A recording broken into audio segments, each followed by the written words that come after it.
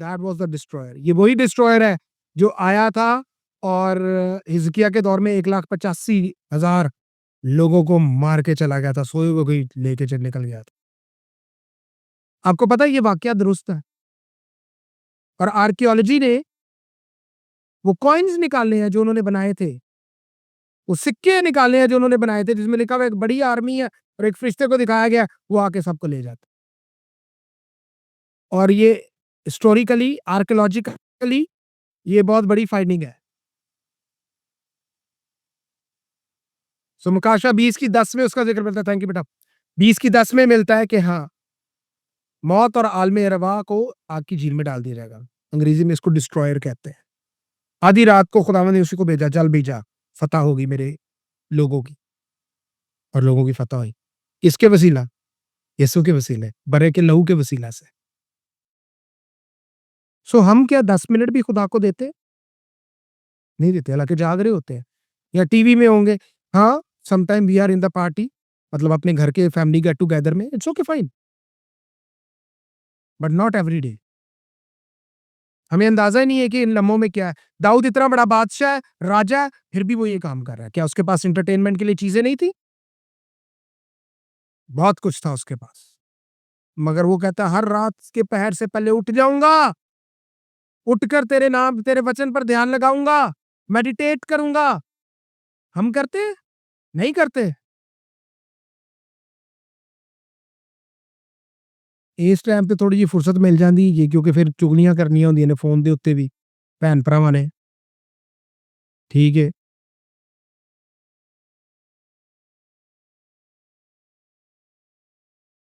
सो हमें इस पहर में जागना है। We have to wake up. हम जाग रहे होते हैं, मगर हम 10 मिनट भी खुदावंद को नहीं दे पाते हैं। एक और रहस्य सुन लीजिए। इस दुआ, इस टाइम पे खुदावंद ने अभी यीशु मसीह सलीब पर नहीं गए, पता है अभी का ऐलान कर दिया है। अपनी जय का, विक्ट्री का ऐलान कर दिया है प्रार्थना में कि हाँ खुदावंद, खुदा तूने इंटरवीन कर दिया है। उन्होंने मांगा था कि मेरी जान ना निकले, सलीब पर ही मेरी जान जाए। और अबलीस को उसने पूरा जोर लगाया कि वो मर जाए, इनकी डेथ हो जाए, सलीब तक ना पहुंच पाए। क्या मुमकिन है कि आपकी कमर की सारी वेन्स कट जाए और आपका पानी भी नहीं है आपके पास, आपकी किडनीज भी जो है उनके अंदर पानी नहीं है, वो वर्क नहीं कर सकती, किडनी फेलियर है टोटली। ये पॉसिबल नहीं है मेडिकली, और ये फिक्शनल भी नहीं है, ये रियलिस्टिक है। हिस्टोरिकली एविडेंस मौजूद है, ऐतिहासिक तारीखी एविडेंसेस मौजूद है, आर्कियोलॉजिकल बिल्कुल हर चीज मौजूद है। बाइबल क्या बदल गई है? बाइबल में क्या अफसाने, कहानियां लिखी है? जी नहीं, कहानियां नहीं है, रियलिस्टिक है। यीशु का गेत्समनी बाग में दुआ के दौरान पसीना खून बन के गिरना, ये कोई फिक्शनल नहीं है, ये मेडिकल टर्म में बिल्कुल होता है। जब आप पे स्ट्रेस बहुत ज्यादा हो जाता है तो आपके स्वेट ग्लैंड्स जो होते हैं, जो पसीना बनाते हैं, उनके ऊपर बारीक कैपिलरीज होती हैं, ब्लड की वेसल्स होती है, छोटी छोटी बारीक सी होती हैं, जो ब्लड लेकर जा रही होती है वेसल्स, वो फट जाती हैं। इसको बोलते हैं हिमाटोड्रोसिस, HEMATIDROSIS, ब्लडी स्वेटिंग इसको बोलते हैं। खून भरा पसीना स्ट्रेस लेने की वजह से 100 में से कोई 50-60 लोगों में ऐसा होता है, 100 में से 5-6 लोगों में ऐसा होता होगा, 5-6। फिक्शनल नहीं है, ये इमोशनल करने वाला काम नहीं है, दिस इज द रियलिटी, ये हकीकत है। स्ट्रेस था, प्रेशर था, क्योंकि उनको नजर आ रहा था कि उनके साथ क्या ना, he was a human as well, वो इंसान भी थे, मनुष्य भी थे साइमल्टेनियसली। उन्होंने जी कर दिखाया कि एज अ ह्यूमन लाइफ में कैसा कुछ होता है। इधर खुदावन से कोई चीज ना मिले, ऐसी कंप्लेन ही करनी शुरू कर देना, खुदावन ने नीया दुआवां इन्ना सब कुछ किया, तू फिर भी सानू वो शै नहीं दिती जो मंगी सी असी, फिर भी नहीं मुझे वो चीज दी। हमारी कंप्लेन ही नहीं खत्म होती। और उधर यीशु क्या कह रहे हैं? बाप जो तेरी मर्ज़ी है वो मेरी ज़िंदगी में पूरी होनी चाहिए। बस मेरी मौत जो है सलीब पर हो, क्योंकि पेशेंट गोइयाँ सलीब पर हुई होनी थी। इब्लीस बड़ा खुश है, ये इसको टॉर्चर कर रहा है कि उसकी जान निकल जाएगी, सुकून हो जाएगा, ये चला जाएगा। उसके पास विज़डम ही उतनी है जितनी उसको दी गई थी। हमें जितनी विज़डम दी जाती है हम उसी दायरे में रहते हैं। इब्लीस को भी जितनी हिकमत बुद्ध दी गई है उसने उतने में ही रहना है। उससे बाहर नहीं निकल सकता। जितना अधिकार इख्तियार उसको मिलना चाहिए उतना ही मिलेगा, उससे ज़्यादा नहीं मिलेगा उसे। लेकिन याद रखिए प्रकाशित वाकया 13 में लिखा हुआ है। अगर ज़करिया को आप पढ़ेंगे तो आपको पता चलेगा ज़करिया पहला बाब में कि उसको अधिकार लिमिटेड सा अधिकार दिया गया है। लिमिटेड सा इख्तियार दिया गया है, उससे ज़्यादा वो आपकी लाइफ में इंटरफेयर भी नहीं कर सकता है। वो आपके जीवन में एंट्री नहीं मार सकता। जब तक हम खुद दरवाजे खोल के यहोवा को नहीं कहते हैं मुझे आपकी ज़रूरत नहीं है। वो गीत है ना यहोवा मुझे तेरी ज़रूरत है। हम क्या हमारे लोग क्या कहते हैं? हमें ज़रूरत नहीं है, हम खुद ही इतने इंटेलेक्चुअल हैं, हमारा दिमाग बहुत चलता है। हम अपने दिमाग से सारी चीज़ें कर सकते हैं। बिल्कुल कर सकते हैं। 2 साल के सुबह-शाम रोज़े रख-रख कर मेरी इन चीज़ों में पेन होना शुरू हो गई, वीकनेस की वज़ह से। दोपहर को रोज़ा खोलना है, ऑलराइट जी, लंच हो गया। रात को 10 बजे खाना हो गया, दैट्स इट काफ़ी है। 24 घंटों में 2 बार खाना और ऐसे ही चल रहा था। मैंने खुदावंद से मिन्नत की, खुदावंद मेरी दर्द हो रही है, मैं क्या करूँ? मुझे समझ नहीं आ रहा है।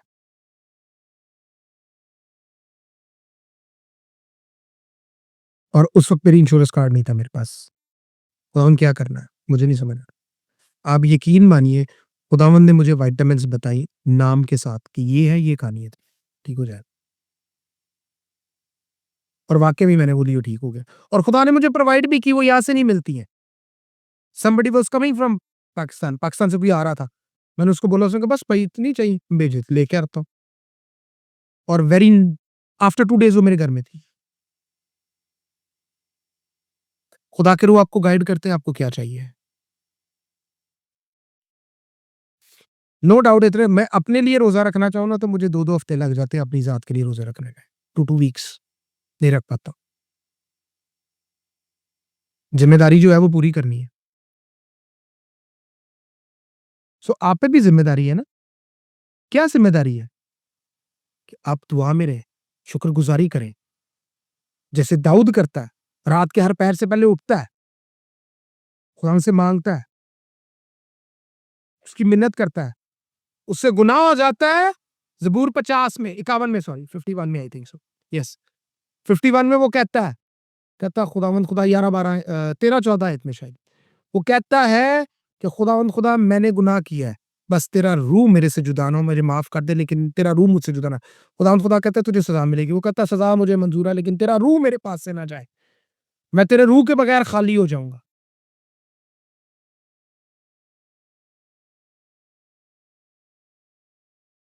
सो यीशु ने अपनी जीत के लिए दुआ की थी और खुदावंद ने उसको बख्शी। यीशु ने अपना दिमाग इस्तेमाल नहीं किया। इंसान भी थे ना, ह्यूमन भी थे, मनुष्य भी थे। अपना दिमाग नहीं। खुदावंद खुदा जो आपकी मर्ज़ी हो मेरी ज़िंदगी में पूरी हो, मैं जिस काम के लिए मैं करूँगा। उसको नहीं पता कि उसके साथ क्या हाल होगा। यानी उसकी दाढ़ी नोची जा रही है, उसको थप्पड़ मारे जा रहे हैं, उसको घूंसे मारे जा रहे हैं और उसको क्या बोलते हैं हंटर, कोड़े मारे गए उसको। उन कोड़ों में कील हैं, शीशे हैं।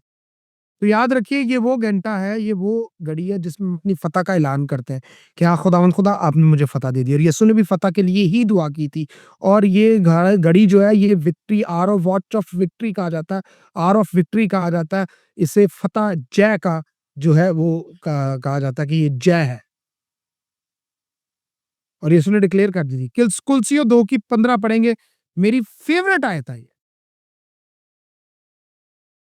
घोषणा यस, हम अपनी जय की घोषणा करते हैं। थैंक यू माजी चंदा।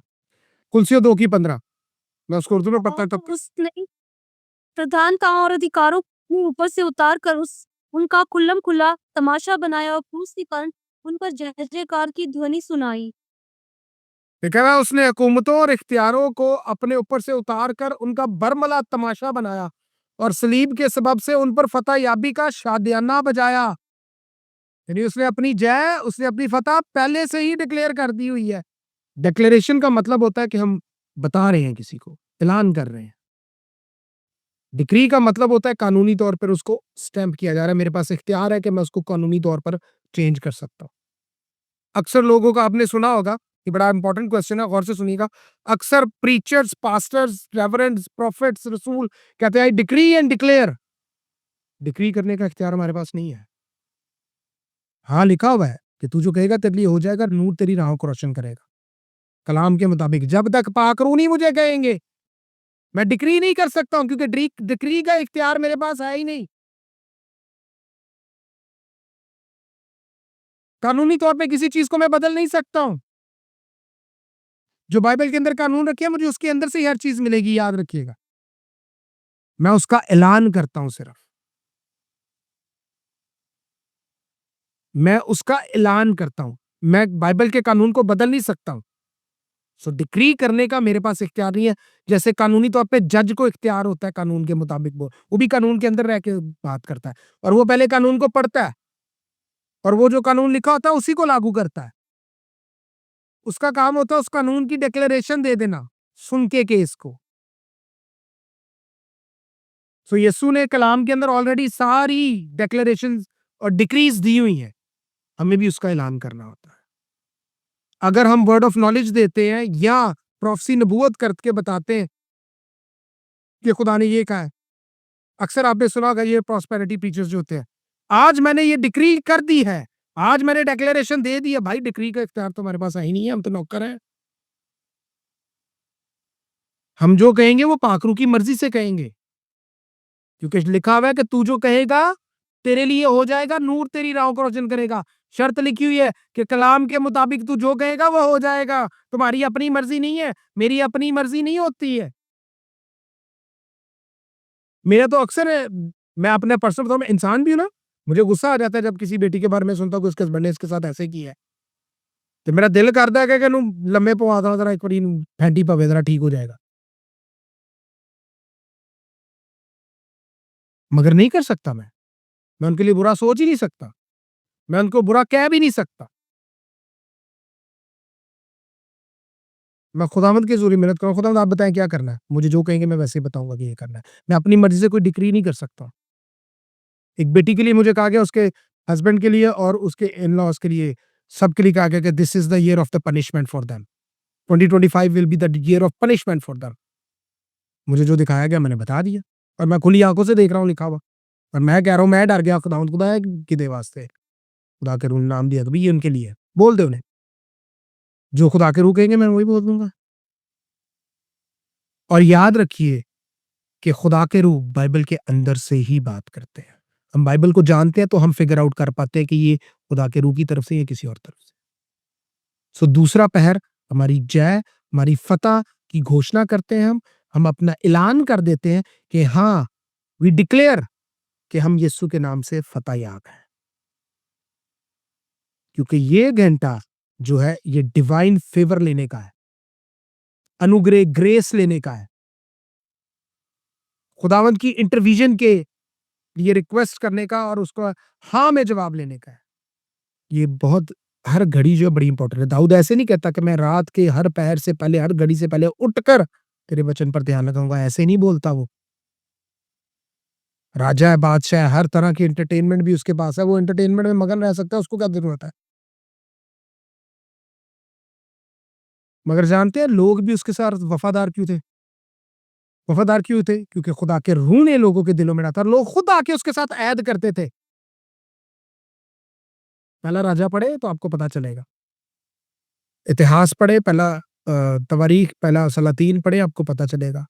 सैमुअल पढ़े, आपको पता चलेगा दूसरा सैमुअल, के लोग खुद आते थे उसके पास और आके कहते थे कि हम तेरे साथ अलीजन करना चाहते हैं, हम तेरे साथ एक होना चाहते हैं। और लिखा हुआ है कि खुदा के रूह उनके दिल में डालते थे और वो जाके वफादारी करते थे।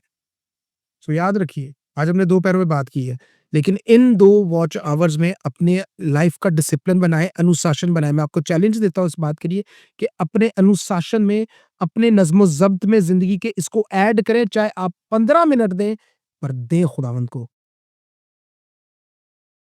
आराधना प्रस्तुति आप काम पर भी हैं, बहाना होता है जी मैं काम पर भी हूँ। मैं हमेशा बताता हूँ कि मुझे कोई कहेगा तो मैं हँस पड़ूँगा, क्योंकि मैं कैश भी साइमल्टेनियसली कैश भी डील कर रहा हूँ, और अगर कैश कम हो गया है, तो मैं जेब से डालूँगा। अगर कैश ज़्यादा हो गया है, तो समझो मैनू नहीं मिलेगा, वो डिपॉज़िट हो जाएगा। इफ समबडी फॉरगॉट, अगर कोई भूल गया तो, या जैसे भी एक्सेस हो गया, अगर कम होगा तो मेरी जेब से जाएगा, और मेरा कैश कम नहीं होता। मैं उधर ही बैठ के अपनी असाइनमेंट्स भी कर रहा होता था, मैं उधर ही बैठ के नई चीज़ों को सीख भी रहा होता था, मैं उधर ही बैठ के दुआ भी कर रहा होता था, मैं उधर ही बैठ के कस्टमर भी डील कर रहा होता था, मैं उधर ही बैठ के आफ्टर सेल सर्विस भी दे रहा होता था, मैं उधर ही बैठ के अपना सेल्स टारगेट भी पूरा कर रहा होता था, और मेरा सेल टारगेट जो है पहले 17 दिनों के अंदर-अंदर पूरा हो जाता होता था, और मैं लोगों की हेल्प करता था। तुम्हारी हेल्प करता हूँ कि भई तुम्हें, चलो तुम ले लो मेरे, मैं तुम्हारी हेल्प करता हूँ। तो ये सब कैसे होता था? क्योंकि मैं सिर्फ़ कलाम में ही रहता था, दुआ में ही रहता था, और खुदावंद की ज़ुर्मत करता मैं सीखना है। 18, 19, 20, 21 पूरा 21 4 साल जॉब के दौरान सारा कुछ किया। इसमें मेरी मेहनत है। हाँ, बिल्कुल मेरी मेहनत है। मगर उस मेहनत के लिए भी खुदा के रूह ने मेरी मदद किया। उन्होंने मुझ पर अनुग्रह किया, उन्होंने मुझ पे फ़ज़ल दिया, उन्होंने मुझे बताया कि कैसे करना है, उन्होंने मेरी हेल्प की, सहायता की, तब मैं कर पाया हूँ। वरना मैं कर पाता था? मैं नहीं कर सकता था। तो खुदावंद खुदा आप सबके साथ रहे। 12 से 3 का रह गया, ये बड़ा इम्पोर्टेंट है खुदावंद के फ़ज़ल से। और ये बड़ा इम्पोर्टेंट है, क्योंकि अभी तो हमने तैयारी की है और ऐलान किया है, डिक्लेयर किया है कि यस हम विजयी हैं। देखा मैं, तू जो कहेगा तेरे लिए हो जाएगा। ज़ाहिर है हम विजय के लिए डिक्लेरेशन देंगे कि हमारे लिए हो गया हुआ है, और वो अपनी डिवाइन इंटरवेंशन करते हैं। सो हम खुदावंद का शुक्र करते हैं। सो मेरा चैलेंज है आपको, इन आवर्स के अंदर उसके नाम को जलाल दें, महिमा दें, अपनी ज़िंदगी का इसको असूल बना लें, क्योंकि हमें तैयारी करनी है। We have to prepare ourselves.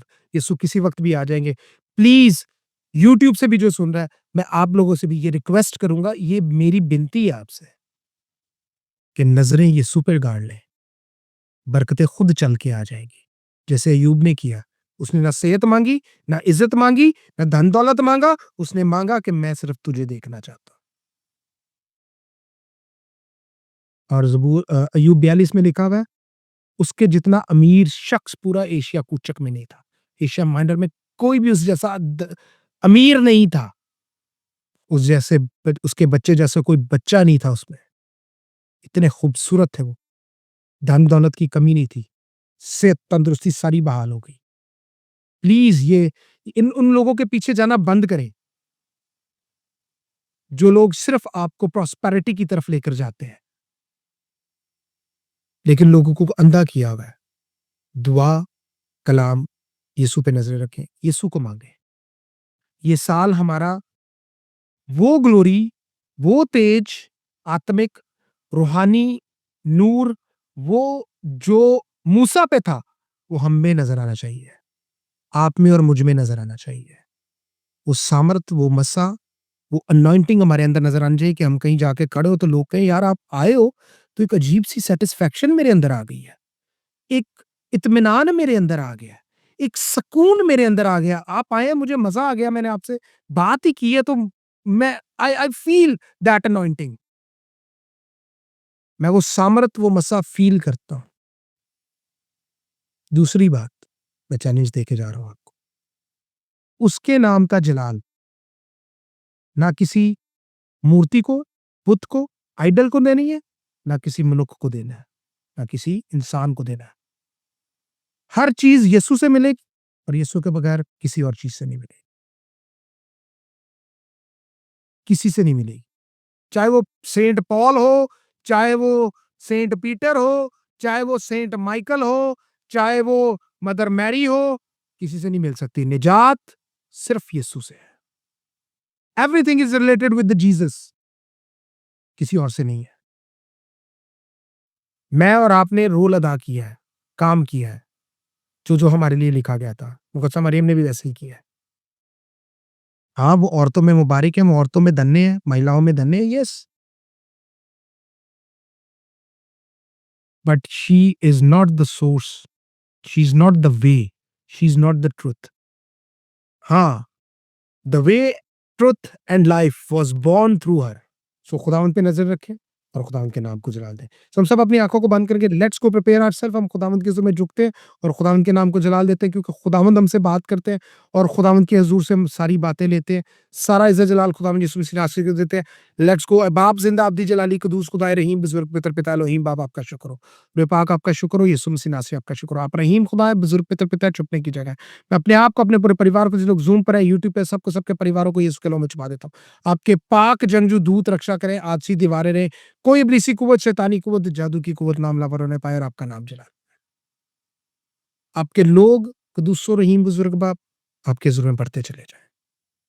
कोई भी ख़्याल मेरे मन से ना हो, बल्कि आपके पाक रूह की हिदायत और रहनुमाई। आपका वादा है, मुझको पुकार तो मैं तुझे जवाब दूँगा। वो गहरी बातें जिनको तुम नहीं जानते, तुझ पे ज़ाहिर करो। सो खुदावंद खुदा आपका शुक्र करते हैं, बेपाक आपका शुक्र हो, यीशु मसीह नासरी आपका शुक्र हो। आप रहीम हैं, आप बुजुर्ग पितर पिता चुपने की जगह है। मौकम की ला चट्टान और भरोसा। आपका शुक्र हो, आपकी तारीफ़, आप ही की सताइश। रहम कीजिए, फ़ज़ल कीजिए। यीशु मसीह नासरी के नाम से। आमीन।